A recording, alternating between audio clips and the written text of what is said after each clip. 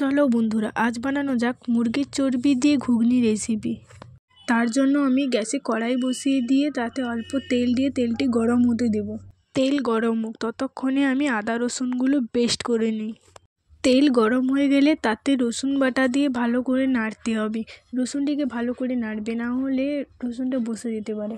ভালো করে কয়েকবার রসুনটিকে নাড়াচাড়া করে ভেজে নিতে হবে। যখন দেখবে রসুনের কালার এই রকম হয়ে গেছে তখন তাতে পেঁয়াজ কুচি দিয়ে ভালো করে নাড়তে হবে। তারপর তাতে অল্প নুন দিয়ে ভালো করে নাড়তে হবে, কারণ মশলাটা যত ভালো করে কষবে তরকারির টেস্ট তত ভালো হবে। পেঁয়াজটা জীর্ণ হয়ে গেলে তাতে লঙ্কা হলুদ পেস্ট দিয়ে ভালো করে নাড়তে হবে। তারপর তাতে টমেটো কুচি দিয়ে ভালো করে দুবার নেড়ে টমেটোটাকে জীর্ণ হতে দিতে হবে। তারপর আদা বাটা দিয়ে ভালো করে নাড়তে হবে, না হলে আদাটি বসে যেতে পারে। আমি আদা বাটাটি পরে দিয়েছি, কারণ আগে যদি আদা বাটা দিতাম তাহলে মশলাগুলো ভালোভাবে কষা যেত না, বসে যেতে পারতো, তাই আমি পরে দিয়েছি। এরপর মাংসের চর্বিগুলো দিয়ে ভালো করে কষে নিতে হবে।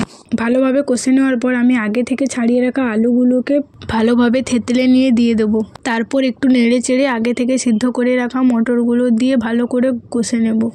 ভালোভাবে কষে নেওয়ার পর পরিমাণ মতো জল দিয়ে একটু ভালো করে নাড়াচাড়া করে ফুটিয়ে নেব। ভালোভাবে ফুটিয়ে নেওয়ার পর দেখো ঘুগনিটা হয়ে গেছে। কত সুন্দর দেখতে হয়েছে, দেখেছো তো ঘুগনিটা? তোমরা একবার বাড়িতে বানিয়ে খাও, ভালো লাগবে। তো আজকের মতো টাটা।